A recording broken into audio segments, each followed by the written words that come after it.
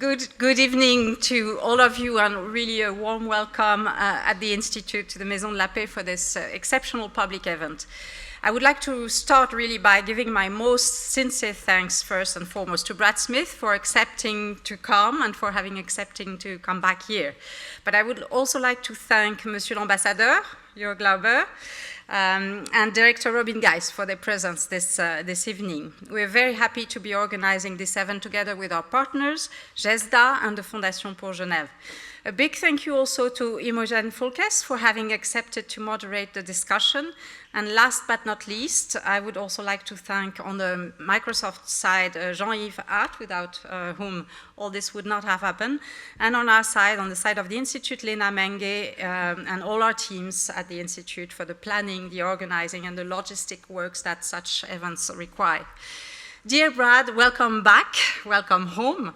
Because after all, the Geneva Graduate Institute is your home, since you're one of our alumni, and we're very proud of that. We're very delighted to welcome you back tonight.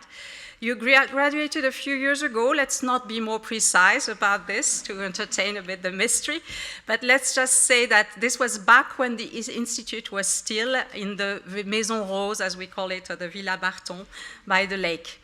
And you came to the Institute and to Geneva together with your wife, if I'm not mistaken, after writing a BA thesis at Princeton on the politics of refugees, the development and promotion of international refugee law. So you had another life before Microsoft, and spending time then at Columbia Law School. After starting your professional life in a law firm, you joined Microsoft in 1993, leading the legal and corporate affairs team in Europe. In 2002, you became general counsel and senior vice president, playing then a triple role, that of lawyer, politician, and diplomat. I'm making then a long story short, but in 2013, the National Law Journal named you one of the 100 most influential lawyers in America. You were promoted to president and chief legal officer of Microsoft in 2015, and since 2021, you are vice chairman and president of Microsoft. As some of us in this room remember, in November 2017, well, I was not there, but I've heard a lot about it, you came to Geneva to present to the United Nations office the idea of a digital Geneva Convention. This convention would be an international treaty governing state-sponsored cyber warfare, protecting civilian infrastructure and exerting some control over the neutrality of technology companies. The idea was an international body modeled after the ICRC, or the International Atomic Energy Agency, which is, by the way, led by another alumni of the Graduate Institute, Raphael Grossi. I'm guessing that we will hear today how your thoughts have evolved on such a project. Let me say again how delighted we are to welcome you today, at the time precisely when we are launching at the Institute our digital hub, a competence center that will be mobilizing internal and external expertise to explore digital and emerging technologies from a human and human biotope-centered perspective. Just like any technological revolution, the digital turn is, as I like to call it, a Janus, a structuring trend with two faces. It can help us find and shape solutions to some of our most urgent contemporary challenges, but it also has a much darker side, with the potential generation of disruptive and worrying consequences. To take your own words in the book you published a few years ago, the digital turn can be a tool, and it can also be a weapon. Our digital hub will be exploring this balance, looking at future technological innovations from a transdisciplinary social science perspective, and with a focus on the socio-political, governance, geopolitical, and diplomatic dimensions of this technological turn. Our objective will be naturally to understand what is at stake from a social scientific perspective, but we also see a responsibility for the Institute in the policy field to contribute to tilting the scales in favor of the tool and not the weapon side. We believe that we have a collective responsibility today to try and to pursue the positive side of digital technologies in general, and to limit, if not to prevent, the dark and possibly dystopic consequences of this digital turn. And we are profoundly convinced at the Institute that indeed Geneva should be an important hub of such a project, and that the type of knowledge that we produce at the Institute is highly relevant, important, and very complementary to that of other institutions in the broad Lehman arc on those issues. The onus is on us, and it is on us together, and we are delighted in that respect to share this conviction and the associated ambition with GESDA, naturally, but also with the EPFL in the context of the new partnership on peace tech that we launched at the end of last May. Ladies and gentlemen, let me end here. Just like you, I'm very much looking forward to listening to the presentation, to Brad Smith's speech, and then to the discussion that will follow.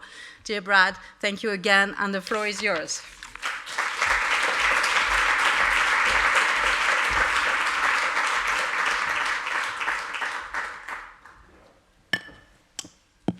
Well, thank you. I'm going to use one of these microphones, and I will just sort of set the stage for the conversation I know we will have. But before I do that, first let me say thank you. It is a homecoming for me. It's always been a homecoming whenever I come back to Geneva, and especially when I come to the Graduate Institute. So thank you, Marie-Laure. Thank you to the Institute. Thank you to GESDA and to the Fondation. It is such, I think, an important time for us to get together and to have this conversation. When I think back to when I was a student here, I think I shared with every other student here a sense that we could study the history of the 20th century, and we had this shared but sometimes unspoken premise that the kind of war we're seeing in Ukraine was for Europe a thing of the past. I think people have grown up in Europe. They've grown up in North America. Many of us have grown up with a strong sense that the world had moved past the kind of conflict that we are now witnessing and are experiencing and are even participating in a variety of ways. And yet what is also striking about the war in Ukraine is it's not just hearkening back to the past where we're seeing tanks cross borders, but we're seeing every aspect of new technology unleashed as well, whether it's a cruise missile, something that didn't exist when I was a student here, or a cyber weapon. And we suddenly realize we live in a world where we talk about hypersonic weapons, but actually cyber weapons move even faster. They literally move at the speed of light. And they create these challenges that we have to address, especially when we are dealing with what is today a true hybrid war, a war that is combining kinetic weapons, troops on the ground, planes in the air, and cyber weapons as well. So what I wanted to do as I set the stage is just offer a few thoughts on what we're seeing, a few early conclusions about who's winning and who's losing, but most importantly, then talk about what this means for the future for the world, and I think the future for Geneva's role in the world. When we look at the war that has unfolded, it has only been 8 months, but it's a little bit like the pandemic. When you're in it, you almost lose track of time. You don't know whether things are moving quickly or slowly. But there's quite a bit that we have seen. And when it comes to cyber activity, I would put this in principally 3 categories. First, we have really witnessed the most ferocious unleashing of malicious cyber attacks that the world has ever experienced. In terms of multiple waves of destructive cyber weapons that have been launched by Russia against the Ukrainian government, against Ukrainian companies, against civil society in Ukraine, and against NGOs that have been coming into Ukraine to bring humanitarian aid or to rescue refugees. But interestingly, most of those attacks have been thwarted. And I'll talk a little bit in a moment about why. But that should not cause us for a moment to underestimate the number of attacks that we've seen, the tactics that have been used. More than anything, it's just a reflection of the fact that cyber attacks are mostly invisible unless they succeed.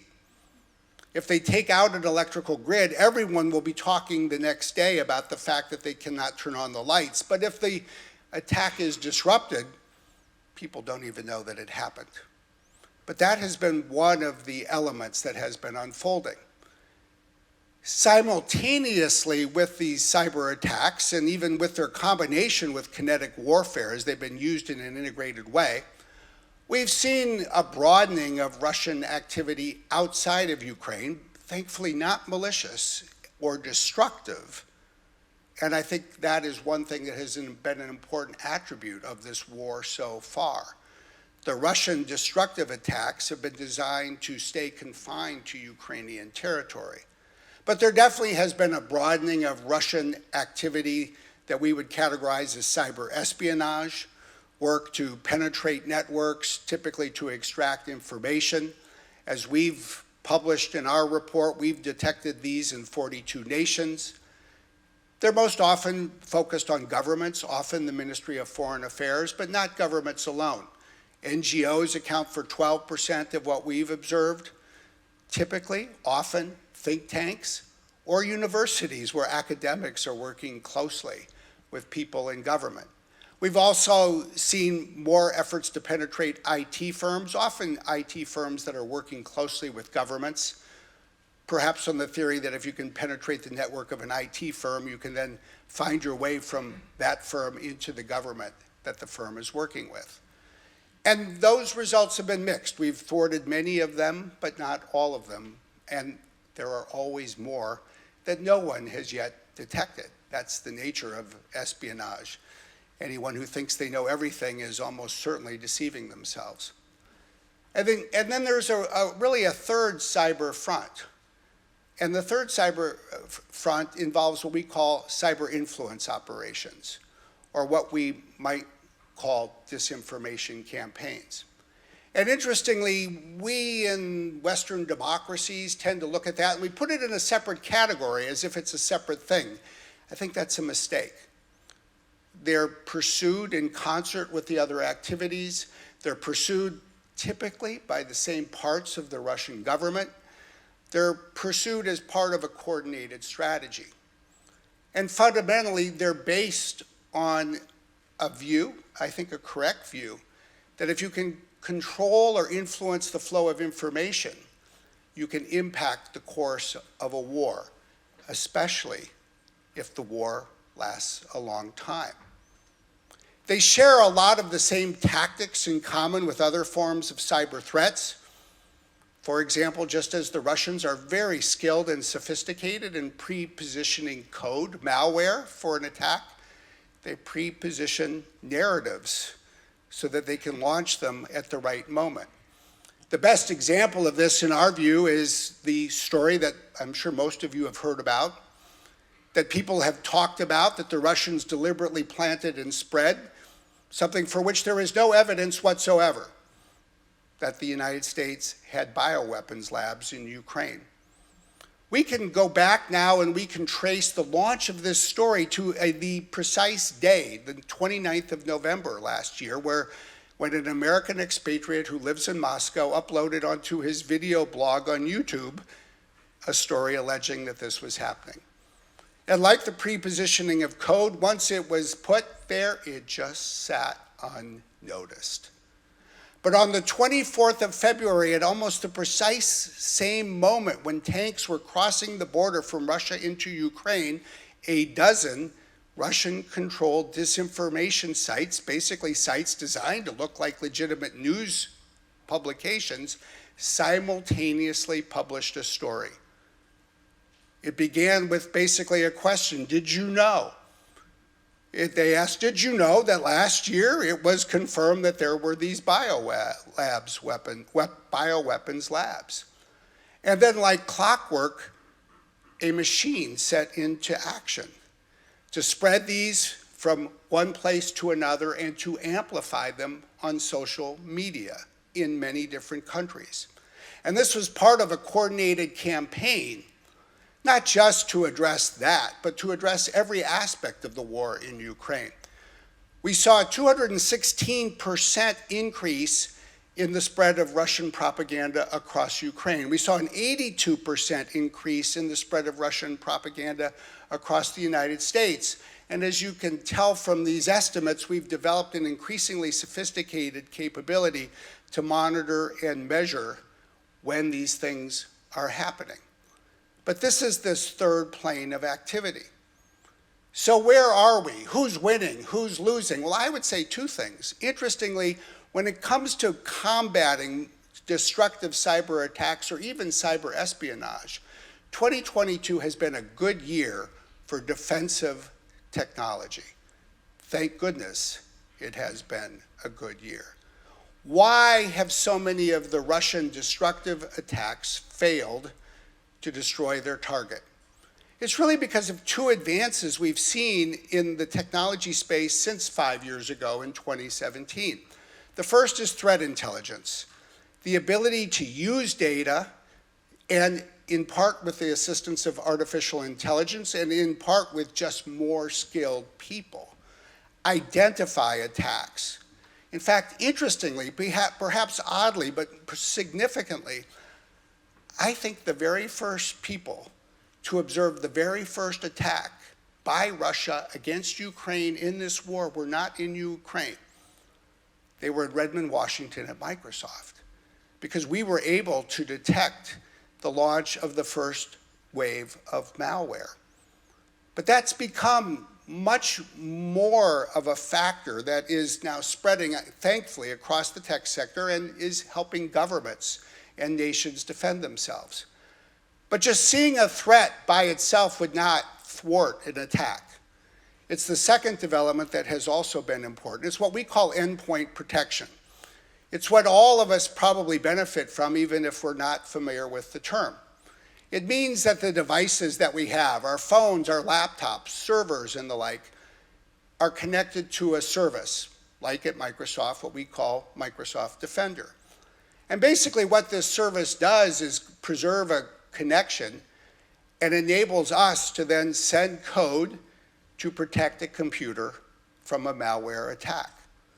And the process of deploying this is not altogether complicated. We see an attack, we get the code, we dissect the code, we're able to identify it, and a little bit like a vaccine, we're able then to send that code to computers so that if malware approaches them, then the computer is able to detect it and thwart that attack. And it turns out that you can distribute a vaccine to computers a lot more easily and rapidly than you can for people. They don't have to come in, they don't have to stick out their arm, you don't have to give them a shot. And so literally within a few hours on the 24th of February, we were able to identify an attack, to dissect the code, develop a signature, and dispatch it back to computers across Ukraine and around the world. And it's not just Microsoft. Many other companies have done really important work in this area, and I think it is a real testament to what technology can do to protect the world as a tool to combat a weapon. So in that context, I think that this has been a good year for defense.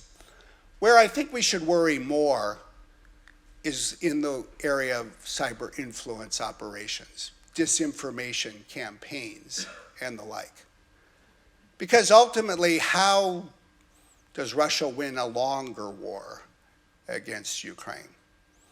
Well, I would venture that the only way to do it is to sap the will of the West and Europe in standing up and defending Ukraine. And that is, in all probability, what we're starting to see play out right now. Everyone knows that this will be a difficult winter. People need to heat their homes, and they need to be able to pay their bills. And this will be a winter when both of those things are more difficult than usual. And so you perhaps engage in action to disrupt the flow of a pipeline, and then you undermine the public's confidence. And you do it by encouraging protests in specific capitals and launching narratives across the internet. And you couple this, if you're thinking about it the way some might, with a broader narrative that is designed to undermine confidence in the rest of the world about the availability of food. And so we're going to have to address this part of what I think will be a new chapter in this war that involves not just kinetic weapons and not just cyber weapons, but a conversation with the public and an effort to get out the truth about what is going on and, frankly, to hold the public together for the challenges that we'll need to surmount.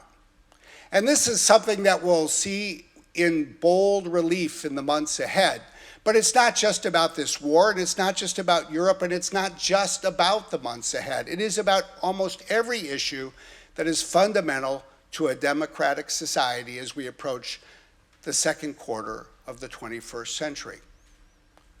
At the end of the day, authoritarian countries are run on the basis of force, and democratic societies are based on trust.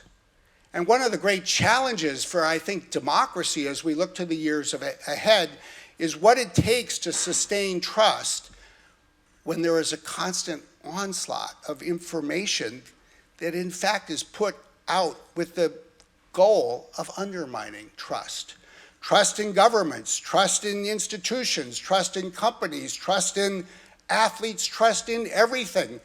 Ultimately, one could argue that the greatest opportunity for authoritarianism is to undermine people's trust in everything, every day. And we're going to need new efforts to withstand that as well. Which leads me to the third point I wanted to offer to frame the conversation. What do we do? Well, I would put this into two categories. One is we need a comprehensive strategy that fights all of these cyber threats. I think of it as the 4 Ds: detect, defend, disrupt, and deter. We need to continue to hone our capabilities to detect these kinds of attacks, whether it's a malicious cyber attack or an influence operation. And we are developing a greater capability to do that. We need to defend ourselves in new ways, and we need to recognize, perhaps especially when it comes to the defense of trust and confidence in a democratic society, we need to revisit where we are with traditional journalism. We need to ask what we can do in democratic societies to renew and rejuvenate traditional journalism. We need to think about other steps that we can take to build a more savvy and media literate public. We need to harness the power of disruption, and in many ways, the best way to disrupt any of these attacks is through transparency, to warn the public, to let people know what we're seeing. But that's just one of multiple potential tactics. And we will need governments to step forward and continue to strengthen their deterrent capabilities. Ultimately, all of this work, in our view, relies on a second piece as well. I think the 4 principles, if you will, that will be necessary for democracies of the world to withstand these kinds of threats. The first is actually to recognize that all of this has gone digital. Digital technology has become not just a tool and weapon, but a pervasive tool and a ubiquitous weapon. And we need to bake it into not just our assessment of the threats, but to all of our responses. Second, because of that, this new era requires a unique commitment to public and private collaboration. If I had been a student and someone who looks like me had shown up to speak about this topic, I would have said, what is going on? What does a company even have to say about this topic? And yet, when you look at the role of digital technology, we need responsible technology companies to collaborate with governments and work with NGOs in a manner that I think looks to public leadership first and foremost, but for all of the rest of us to play the role that we need to play. Third, I think we need a renewed commitment to multilateralism, really a combination of multilateralism and multi-stakeholderism. because we need to act together.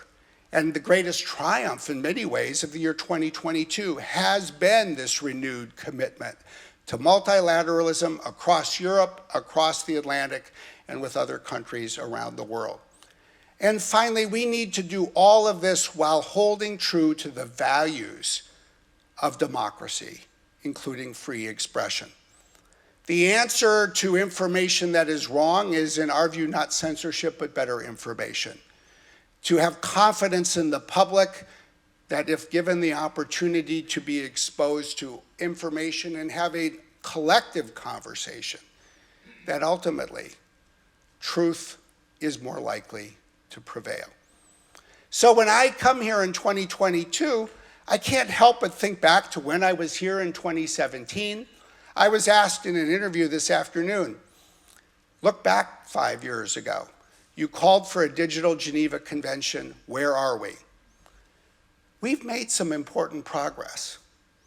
But in 2022, I look at the landscape and I would say this: I think the world needs a digital Geneva Convention. It needs a commitment to international legal rules that will impose not just the moral authority, but the legal responsibility on all of us to protect civilians in a time of war or peace alike. And that issue has gained momentum. It has become part of mainstream diplomatic conversations around the world. It is coming into play in many ways, not necessarily in a single treaty, but by renewing and extending and reinforcing legal principles that in many ways were born in Geneva, especially in 1949 after World War II. But I would also say this: the world needs more than a digital Geneva Convention. It needs a digital Geneva movement, a movement of NGOs and governments and academics and companies that are committed to advancing into the 21st century and into a world of cyberspace the principles that have long been nurtured here. I think one of the questions that one should ask whenever one comes to Geneva is to look at the past and think about the future.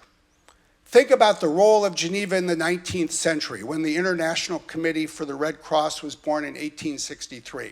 Think about the role of Geneva in the 20th century with the League of Nations, and then the resurrection of international organizations in the wake of World War II, and then look to the future. Because I believe that the digital Geneva movement is progressing. There is an NGO like the Cyber Peace Institute that is making important contributions in 2022 that was just a twinkle in a few people's eyes 5 years ago. There are more people coming to Geneva to discuss these issues. And I think if the Graduate Institute and the other organizations that are here tonight and others can continue to foster that, it will serve Geneva well. But more than that, it will serve the world well. And certainly we look forward, I hope, to being a part of it. Thank you.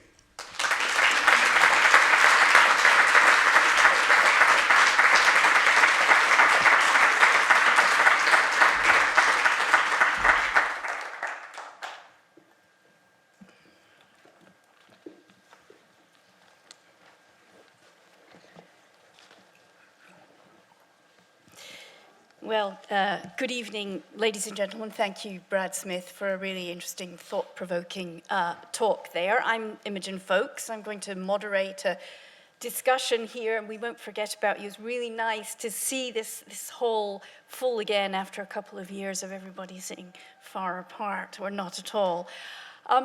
So we're going to talk amongst ourselves for a few minutes, but then we will give a chance to you as well to put questions, because I'm sure here in Geneva there are many, many important points that our audience have to make. Just to introduce our guests, very pleased to have Jörg Lauber, Switzerland's ambassador to the United Nations here in Geneva, Robin Geis, director of the UN Institute for Disarmament Research, and of course Brad Smith needs no introduction. My first question is going to go to you, Ambassador Lauber, and then to you, Robin Geis. You heard what Brad Smith had to say there. Are you terrified or reassured? I'm a little both. I think, first of all, it's just the fact that we're having a discussion, you mentioned it yourself, Brad, about how a war is going on in Europe with a tech entrepreneur is something remarkable to me. Maybe it tells you how retrograde I am, but I unimaginable a few years back. But the fact that we are able to have this discussion, that you are here and sharing this information, that's already a good thing, I think. The interest that we see here is a good thing. And what you just said at the end, I think, gives me also some optimism. I completely agree. We need this Geneva digital movement, or a new impetus into multilateralism, a modern multilateralism that is as universal as possible, bringing all the countries together, but that is also inclusive beyond interstate multilateralism, bringing new partners together. And from member states' side, we have huge efforts to make. There is still a lot of resistance against including especially the private sector, but we need this absolutely. We have academia, we have civil society, we need to bring them in. And the multilateralism that is producing tangible results in order to maintain but also recreate the trust you mentioned. The trust level we see dissipating in countries, but also on an international level. And I'm probably not very objective of this, but I think I can't think of a better place than Geneva to do this, where we have the institutions, where we have the countries, where we have the stakeholders, and we have this sort of energy to do this, to go ahead. So yes, scared, but in a way also still optimistic. Robin? Same, and yes, certainly terrified by the war in Ukraine, but I certainly also heard some notions of hope in what Brett was saying in the digital sphere. And I think one takeaway from the report is that cyber defense can prevail over cyber offense. And it can do so if it's done in a coordinated, collective, networked style with different partners. Digital jujutsu style, smooth and well coordinated, but it gained traction in the situation. And I think this is a model that will stick. I think it'll be replicated by others. I think many will be looking to how these operations came about and will try to adopt similar structures. Decentralized defense has long been out there as a suggestion for cyber, but I think what we've seen here has lent evidence to it clearly. Another trend I think that Ukraine is clearly showing, and Brad also spoke about it, it's the convergence of cyber and conventional warfare and technologies, all under a cloud of disinformation warfare, certainly. And to me, that's probably the most concerning because it seems the hardest to defend against. I mean, truth can disarm disinformation, but only if you catch it early on. And if falsehoods stick, they gain a lot of traction. But back to the convergence of technology, so yes, conventional and digital, but I think also the coming together of different new technologies is certainly something that we need to put on the radar. And where, again, I would agree, I'm not objective, but Geneva is ideally placed with different institutions in doing this. Not only cyber, not only AI, but the two of them really merging a fusion of these technologies plus robotics advances, plus better sensor technology. The full take on data in future battlefield scenarios. If all these technologies, you want to bring them to military relevance, then you need a full take on data. And I think we're only starting to understand what that might mean in the future. We better get at it. There's a lot of new protection needs emerging, and I think Geneva, again, is ideally placed to bring humanitarian protection together with digital developments in the future. Brad, can I ask you, Robin said we're only starting to see what we need to do. And you said in your introduction that you would never, when you were originally in Geneva, thought, there's going to be a war in Europe. But now we have that war, and we have the nature of that war, which you outlined in great detail. And you are big tech. So did you foresee this kind of warfare? Because looking at it from an outsider, as an outsider, and not a real techie person, I have to be honest, but what I see is the rest of us, with all of these gizmos on our phones and so on, but completely naive and oblivious to the darker uses of all of this stuff. And governments feel that, I feel like they're playing catch up all the time. I think to some degree we're all always playing catch up, and we're all always trying to foresee what is over the horizon. I do think that we were able to foresee much of what has unfolded simply because the last decade or so, maybe the last 15 years, we've been living in an unusual time. People sometimes refer to it as a gray zone. It's not war, but it's not peace either. Especially when one sees some of the kinds of cyber attacks that we've witnessed. So, we've had to harden defenses, and the good aspect of that is it's really incentivized a lot of investment, not just by us, but by many, and not just by the private sector, but by governments as well. Nonetheless, I do think that we've never seen these cyber weapons combined with kinetic weapons the way we have this year. And so one does see new things. I mean, for me, it's a little bit like, amphibious warfare, where you would combine naval and land forces taking a beach. Well, suddenly it turns out that if you want to storm a nuclear power plant or you want to take out an airfield, you combine the use of cyber weapons with troops on the ground or airstrikes from above, and that is in fact what's happening. So we're seeing coordinated attacks, and then you realize that time is of the essence. That when you start to see a cyber attack on a power plant, that you have to assume you may be seeing the first stage of an onslaught, and then figure out how to reach people. So, to be honest, it reminds me a little bit of the Spanish Civil War in the 1930s, when suddenly people realized that these advances in aircraft since the end of World War I, could be used in new ways, and that's why all of these countries followed what was happening in Spain, and they were able to then postulate what could happen 5 to 10 years later. And unfortunately, we do have to look at everything in Ukraine and not just see where the defensive and offensive technologies are today, but start to postulate what they could be like 5 or 10 years down the road. You've all made quite a big play for Geneva being central to trying to address this in a positive way. I'm going to ask you, Jörg Glauber, first. Could you give a bit more detail about how you see that? What would Geneva actually do? I mean, do we need these kinds of attacks written into the Geneva Conventions? Do we need a new convention? What kind of, how do you see it? I think we need to have consistent discussions, again, amongst member states, among states, but also with other stakeholders about the normative framework and how we can implement the norms that exist. I think the initiative you took in 2017, how you launched the discussion, was incredibly important because it came from the private sector. Previous to that, our perception was the private sector was against any normative framework because they were scared for their business model, and then you launched this discussion, and I think that opened a lot of doors. We had discussions since. It's not that no norms exist. We had discussions at the UN in New York. Some of them happen in Geneva. They have to continue.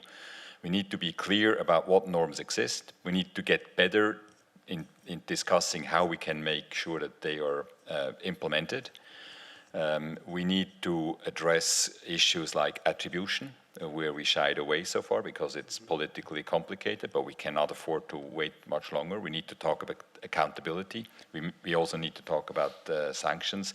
These discussions are politically tense. They're hard, but we need to have them. I don't necessarily think we need new norms, but we need to have the discussion about what norms apply and how to do better to implement them. And again, we need to include, we cannot discuss a technology that is provided to 90% by the private sector and not have the private sector discussing what do the norms mean and how can we be better at implementing them. And the institutions are there, we have to do it this way. What about you, Robin? I mean, one question which is popped into my head is also, you talked about norms in the private sector, but, you're here, Brad Smith, but there's other sections of big tech which haven't been that keen when they had to talk to governments about what they do. I mean, Robin, how confident are you that, these companies will actually cooperate? Yeah, it won't happen overnight, certainly. But I do think, if it's true what I said earlier, my hypothesis that this approach, the integrated approach, collaborative approach, private-public sector, if this gains traction, and it was effective, so, to my mind, and what I'm reading in the report, and so there is a good chance it will gain traction. And if that is so, then to my mind, there is an inevitable pull to bring more private sector actors to the table. It's true, it isn't always easy. Some, are unfamiliar with the structures, but the future can only be that integration. And, as a think tank in Geneva, we're experimenting with formats for both sides of this equation to, start having dialogues with one another. And then maybe we can take it from there. If I may, just one more point. If this integration, public-private, of course, gains more traction, if we're looking into the future and in terms of the normative layer, the governance layer, then it is quite likely, and maybe it's inevitable anyway in the digital sphere, that distinctions between civilian and military, external and internal, they've already been blurred in past asymmetric warfares, and I think in hybrid warfares of the future, there is a good chance that these dichotomies break down and no longer work, and we need to get ready to think about how we might be able to replace them or just interpret them differently and uphold them. No one would want to touch on the protection of civilian infrastructure in this day and age, certainly not. It's not what I'm saying. But if this integration goes deeper, the role of companies and all of this, as Jörg was saying, he's astonished by war, and this involves companies, and that still needs a lot of work, I think. Brad, I want to ask you something similar. I'm very impressed by what you had to say, particularly towards the end of upholding democracy and restoring trust in institutions. But I'm just wondering what you think about, say, your colleagues in this field of big tech. Are they as dedicated as you? I'm not talking just about Silicon Valley. I mean, there are other areas of big tech in other parts of the world. Do you think they would also be prepared to come to Geneva? Would you tell them, it's actually quite a good business opportunity because we can protect them? I do think there is a movement that is emerging that is expanding and pulling in more companies. And it's uneasy because it's uncharted terrain. We've all been on a journey since, say, 2017. There have been days when I have and Microsoft has, and there have been uncomfortable moments. I remember the first time the question arose, would we speak out and attribute a specific attack to Russia? And we had never done that before. And every ounce of conventional wisdom would have been to say a business should not. But we did, and I'm glad we did, and I think we need to, and I think more people are recognizing that. At the end of the day, the real question is what happens to the future of the world if all of the people who could help it decide to do nothing? That's the real challenge.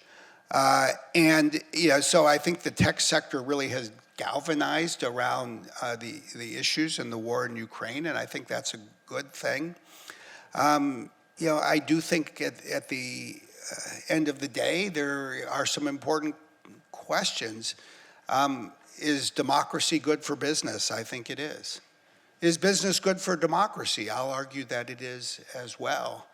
Will businesses stand up for democracy? Will democracies welcome a role for business? And I'll just say that when I look at the democratic societies of the world, I think the thing we miss is this. There's really three-legged stools. One leg is government. One leg is sort of NGOs and nonprofits and universities and academia. And one leg is the private sector, it's business. The great strength of the democracies of the world is that we have three legs to this stool. we each play different roles. I think we have to respect the roles, especially in the private sector, the role that government plays in leading and setting the rules through law. But we spend a lot of time arguing against each other rather than figuring out how to harness the synergy with each other. And I think the Russians have figured this out. I think a lot of what they do is aimed at sowing dissension among us, and then we're very good at staying riled up once we get riled up. And the more we can appreciate what we can do together, the better we can defend against these challenges. Okay, well, you have all been very patient, so I'm going to open the floor for a few questions. I know we were supposed to finish at 7, but we started a bit later, so I'm presuming we can, I'm looking to the organizers over there, we can go on a little bit after 7. So, who's got a question for any or indeed all of our panelists?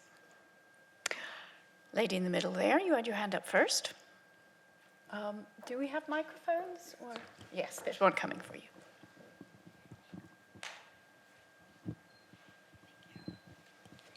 Hi, everyone. So my question is directed to Mr. Smith. But first of all, welcome to Geneva. As a current student, I want to say welcome again. So during your keynote speech, you referenced a couple of times about the pervasive nature of disinformation campaigns. I wanted to ask you what you think your or Microsoft's role is, or the private sector's role is, in combating against disinformation campaigns. Thank you.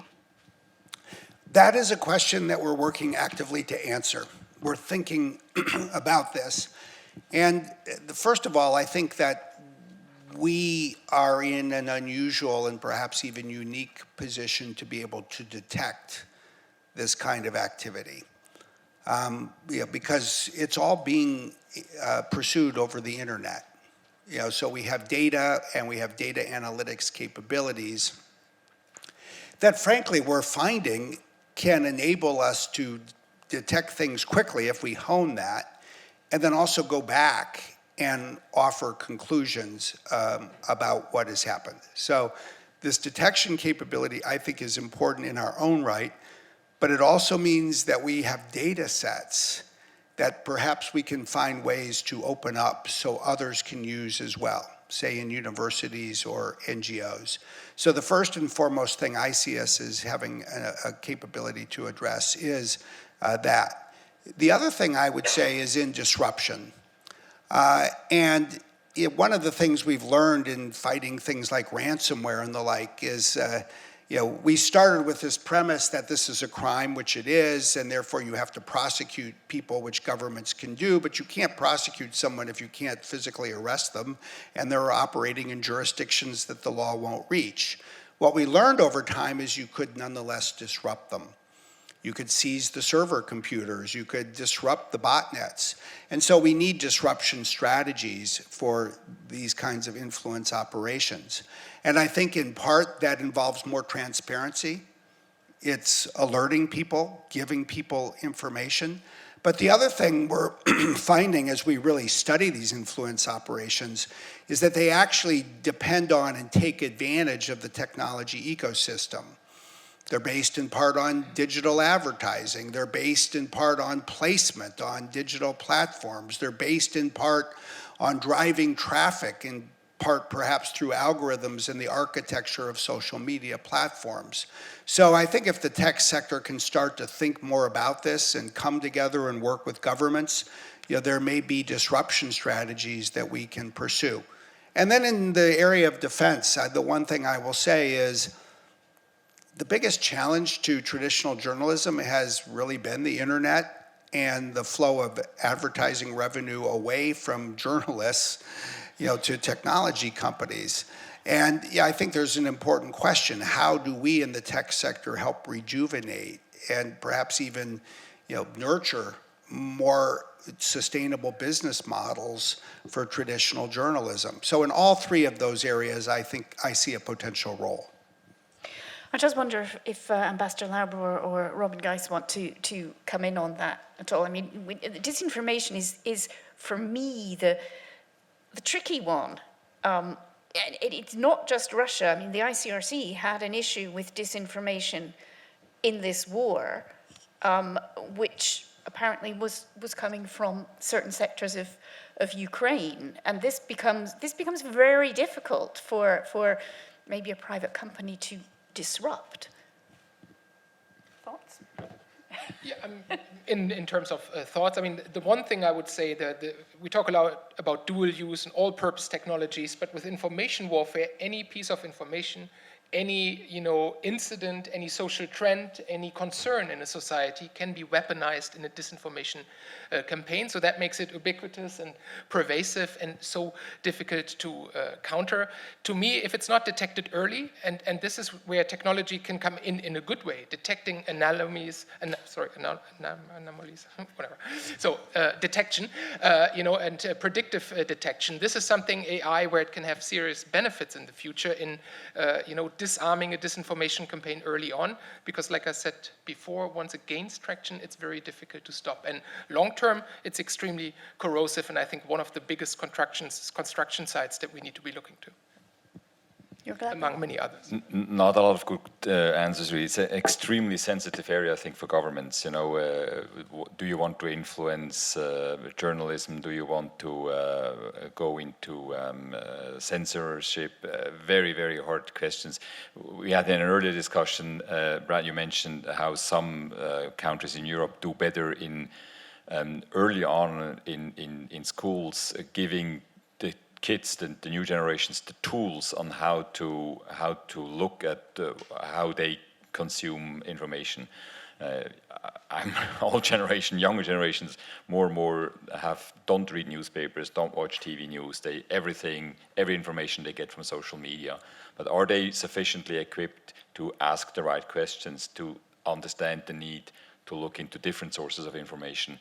Maybe there is one approach, but as a government representative, I'm hesitant to come up with any sorts of answers, which I don't have anyways. All right, I won't push you on that. More questions. Sir, and then you. We'll take both, just to give you both a chance.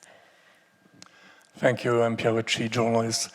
I'd like to ask a question to Mr. Brad Smith and Mr. Rio Glauber.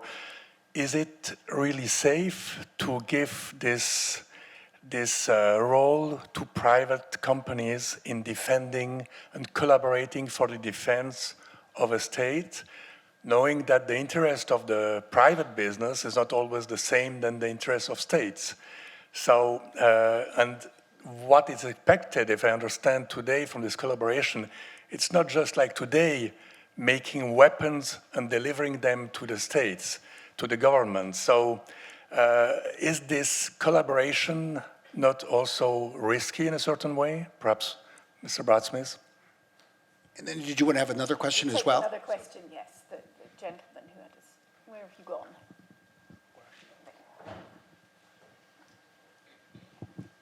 Thank you. My question will also be mainly addressed to Brad Smith, but everyone obviously can answer. I think it was interesting that you said in your keynote speech that suppressing is never the answer for such disinformation operations. And it was interesting to see that controversy with the EU, which then banned Russia Today and Sputnik News, and Switzerland didn't. But then how is, for example, seizing a server or your designation of disruption, isn't that also a form of censorship and suppressing such information? And maybe just as another question, I think after the Cold War, especially the tech sector had this idea that the internet would be a democratizing force for everyone, that this iron curtain wouldn't be possible anymore because cultures would always be in communication with each other. But now we see like a fragmentation of the internet into several internets. And I was wondering what Microsoft had as an answer to that, because counter-narratives are great to combat disinformation, even if they're conducted by bots, but what happens when we can't even reach the people anymore because they're blocked off from our internet or the Western internet or whatever it may be? Thank you. Sure, well, I'll take the first pass and then others can jump in, and then maybe I'll start with the second question and then end up with the first. It is interesting to think about the course of the last decade and a half. literally it was just 12 years or so when there was the Arab Spring, and there was this flowering not just of democracy and new nations, but this sense that technology was going to be this permanent and great enabler of democracy around the world. And unfortunately, what we've learned is what we've always learned. Every technological advance, it turns out, can be used for either good or bad. And I think even worse than that, I think we've learned that in some ways, democracies are more susceptible to the weaponization of digital technology, and especially social media, than anyone would have imagined at that time. And I do believe ultimately that censorship is likely to do more harm than good to sustaining public trust in democracy and democratic institutions. The seizing of a server I would distinguish, because the server we're talking about was used specifically to launch malware. It wasn't being used to spread anybody's point of view about anything. It was just being used to launch code that was designed to take over other people's computers. So it's a classic example of sort of a criminal act, and by seizing the server, even if you can't reach the person, you stop the act from continuing. And most importantly, because this is the connection, I think, between your question and the preceding one, it was done pursuant to the rule of law. Even if Microsoft had had the server in its own data center, which we did not, I think there's a strong argument that the best approach to these issues is to have governments enact clear laws, have them administered as they always are and should be by courts, and have entities go to court pursuant to the rule of law. And I think that ultimately is something that we need to think about as we think about the role of technology and technology companies. There's this interesting tension, if you will. One of the greatest strengths of the democracies of the world is the state of technology within them. And in part, I don't think that's a coincidence. You can see innovation arise in any society, but for innovation to arise on a sustained basis, I think that there is a unique combination of the rule of law and free expression and market economics. And what it does is it creates a climate where businesses do what businesses can do better than anybody else, and that's innovate. That's where so much innovation takes place in a market economy. I would equally agree, though, that unregulated, unbridled, unconstrained market power creates huge problems. And so I think the key is to have this mixture of government leadership, legal innovation, the rule of law, the supervision, if you will, of the role of companies. And at the end of the day, I would argue you really only have three fundamental choices in life. It's either have a private sector that's unregulated, have a public sector where everything is nationalized, or have this hybrid set of economic actors, and look at the three legs of the stool and ask how they fit best together.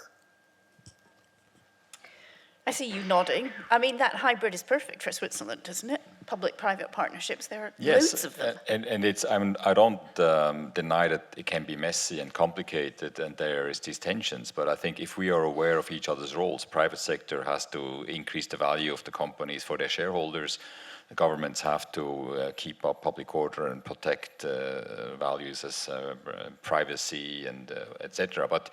And I think Patrick Ebischer is going to say something about the need for diplomats and governments to anticipate. And if we want to anticipate what's happening in the tech area, there is no other way than working with science and also with tech companies who drive much of the science today. So we need to find a way of working together. I don't see another way, even if it's complicated.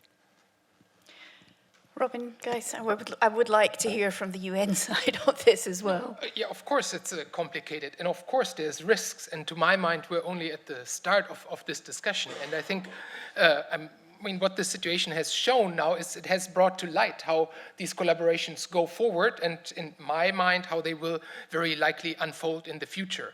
Now, if that's the state of play where we are, then of course we need to be talking about constraints. We need to disentangle this collaboration. Who is doing what? Who is in the lead? You know, is the technology such that governments cannot always be in the lead? And then that's probably problematic. How do we bring in legitimacy if operations are conducted? Are we talking offense, highly problematic, or are we talking defense? Or are we just talking, you know, keeping up the functionality of a state's cyber infrastructure, which to my mind is, you know, belongs to the services that private companies usually lend for revenue, of course. There's a lot of work to be done in that space, I would say, but no denying that there are risks and that we need to address them open-mindedly from the start. Yeah. And if I could just add one postscript, I don't believe that it's the role of companies to play offense, to engage in offensive attacks. I think that should uniquely be the province of governments, especially governments elected by the people. But that's why one of the things we've done in the last 5 years is also advance this notion of a tech accord, the very first principle of which is that the role of technology companies is to defend people, but not to attack them. I'm going to take one final question. I'm sorry, I'm going to go for the lady there, because tech always seems to be dominated by the guys, so I'm going to go for the lady. Sorry. Yes, thank you very much. So my question pertains to this collaboration, again, that was being discussed between the private sector and governments. Are the existing structures sufficient? Is the UN the forum for this collaboration? For now, the ITU is the only, I believe, UN organization that has the private sector in its membership. However, its mandate is quite limited when it comes to cyber. So what would be the best approach in your opinion? And I'm asking all panelists, should we use existing structures or create a multilateralism 2.0? And if so, how? Thank you. So that, I'm very pleased to hear that question, because we are coming towards the end. And my last question to all three of you was going to be, okay, sum up, where do we go from here? And I think our brilliant questioner, the audience, has posed that question much better than I could. Brad, I think I'll start with you, and then we'll go around the table. I'll offer a few quick thoughts. First of all, I think we should recognize that it really is three legs of the stool. When I think about it, I think businesses innovate best. I think NGOs play this unique role in the world of incubating new solutions to societal challenges, often by harnessing the power of business innovation, and then governments scale. Only governments can truly scale, in my view, to address big problems. And so it really is about harnessing the power of all three. How do we do that in a multilateral context? I would offer two thoughts. First, I do think it's beneficial when there is room in, say, a United Nations body for the voices of civil society and the private sector to be heard. Not to cast a vote, but to at least share a point of view. And so I really welcome the evolution of UN proceedings or other international organization proceedings where there's at least a conversation that is broader than among governments alone, and then let the governments vote and decide. And then in addition, I do think we've entered a new era of international diplomacy, of genuine multi-stakeholder diplomacy. And there's some really interesting examples, basically all of which have been born since 2017. It includes, in our view, the Paris Call, which the French government sponsored, which we supported, which has more than 1,000 signatories, including 76 governments, around a lot of the principles we're talking about here. I actually think the Christchurch Call, which came a year later, is in some ways even more interesting. It was advanced by one of, I think, the world's greatest female leaders, Jacinda Ardern, the Prime Minister of New Zealand, and the moral authority she really has exercised to push the tech sector by signing an agreement with governments that has changed in some ways the way the internet works in protecting against violent extremism online and the like. And we've seen even the Vatican enter this with the Rome call for artificial intelligence and ethics, and we're going to see that become even more ecumenical in 2023. So, this is a world that I think needs to make room for more voices to be heard, for more parties to work together, but always, in my view, to continue to recognize that this is still a Westphalian world, and I think that's a good thing, and by that I mean governments and governments alone make the laws and enforce them. Robin Geis. Yeah, I'm in that one obviously biased, but of course I do think that the UN is an ideal hub to bring different perspectives and sometimes they're at loggerheads and need to be together and make them heard. The primary reason I think why I think this, not because the UN has the convening power, it has been doing this for a long time, is also that it can align the issue to other burning issues. And going forward, digital transformation is one mega trend, but it's transversal and it's interlinked with many of the other mega trends that we're seeing. The SDG agenda, first and foremost, and for that, I think, not just business interest, but also other interests that all need to come into the picture. I think bringing, in a very complex global security environment, bringing all of this together, the UN is an ideal place. Given all the tensions that we're seeing, of course, there's limitations to sometimes what can be the output of this, but that's something I think for the time being we'll have to live with, and we cannot stop trying, so we need to move forward there. So in that sense, I think the UN is a central convening actor and hub to make these different voices heard. On a self-critical note, I think at the UN we would probably need to get a bit better in the formats that we're using for, and more experimental in trying things out that really ensure valuable knowledge transfer, and not just talk shops and invite someone to a panel so you could add that to the list. Multi-stakeholderism is still often a box-ticking exercise, to be honest, and I think there is still a lot that we could experiment with if we were open-minded enough. Again, that's difficult in the current geopolitical context, but I think that's where we need to go. Ambassador Jörg Glauber, the last word to you then. The role of you. Geneva, role of neutral Switzerland maybe in this debate? No, if you want to venture starting with what we just heard before, I think the UN has unique legitimacy still because it brings all the member states together. But it needs to work on the other two pillars I mentioned. It needs to work on inclusivity, and it needs to work on impact to be able to really show results. And inclusivity, I think the UN is developing. There will not be one major act to turn the current UN in a new UN, but it's adapting along, it's morphing along, but it will take initiatives like Brad Smith in 2017, bringing the private sector, forcing the private sector onto the table. That we want regulations. We want to have these discussions. We need people like you, who, wherever you go next, from the Graduate Institute to the private sector, to your governments, to NGOs, to carry on this conviction. And that's the fundamental thing: the conviction that we need to work together. Multilateralism in a wider sense, beyond the UN. It needs international cooperation with all the actors, and then we think we have a chance to develop this in the right direction. Okay, well that brings us to the end of this part of the evening, our debate. Thank you to all our panelists. Don't go away yet. Clap.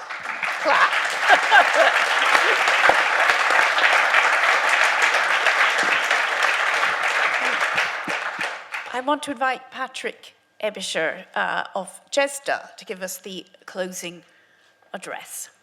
The floor is yours.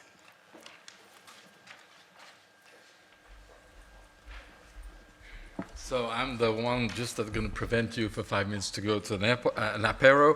So I'll be very short, but just, what fascinates me, I must say, as a scientist, as running a technical school, is which kind of conversation would we have in 20 years?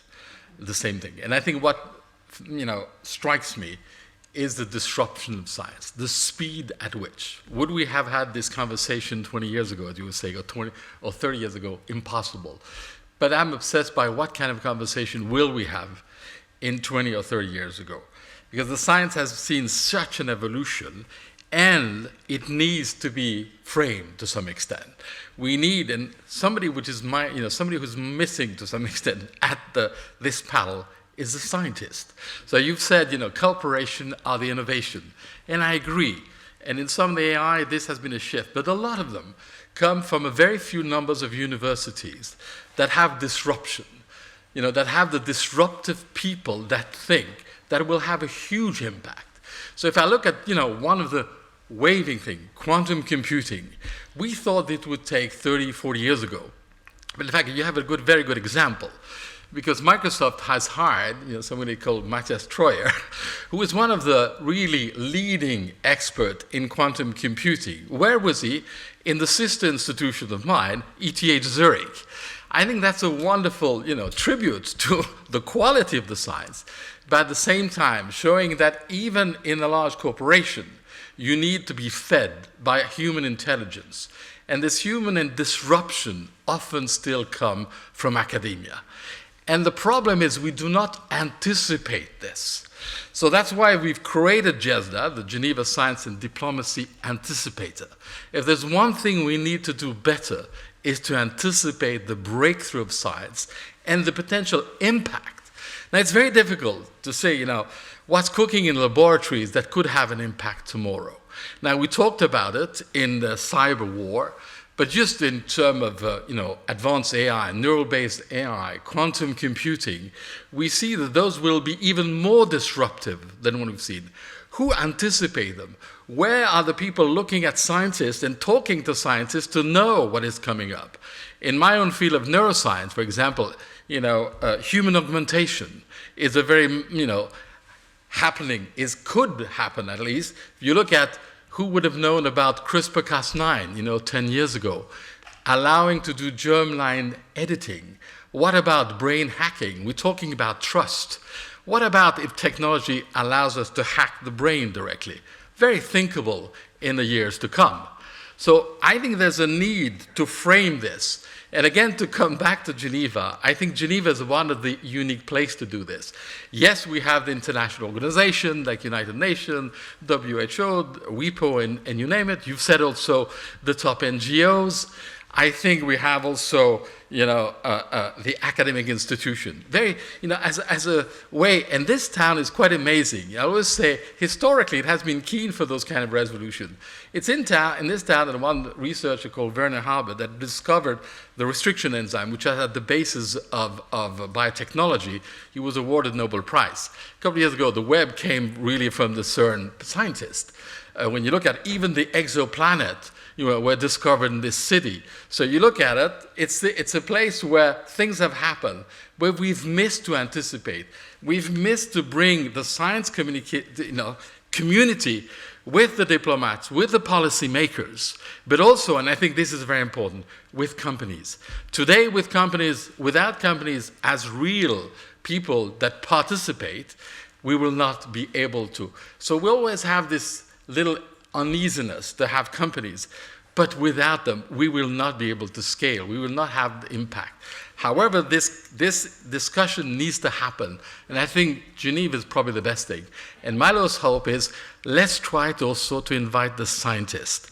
Those are the people that think, and that's what we're doing at GESDA, and we'll have our summit next week. So we've done what we call a breakthrough radar, trying to ask the top scientists, the Matthias Treuer, where do you see quantum computing in 5, 10, and 20 years. So as scientists, we're quite comfortable at 5. We're much less at 25. It looked like science fiction. But however, I think that we're some of the best people to try to see where technology could go. So I think we need to be heard in this debate. And I think this is the initiative of GESDA, is to try to bring all those people around one single table. So if we're going to develop the quantum computing, as you know, we're having, after the CERN, thinking about having a quantum computing institute here. By the way, with goal will be to work on the SDG goals. And I think this is a very good example of what we can do in this city. But for this, we need the help of the Microsoft of the world, because they are leading in the quantum computing. We will also need to have the SDG people, so that bringing all this together, I think we'll hopefully have a better world. Even though as a scientist, the more I think about it, the more I'm worried about the tools that we are, in one side, developing, which is fantastic, but I think the utilization needs really to be framed. And again, this city, this place, the Graduate Institute, is probably the best place to have this dialogue. Thank you for your attention.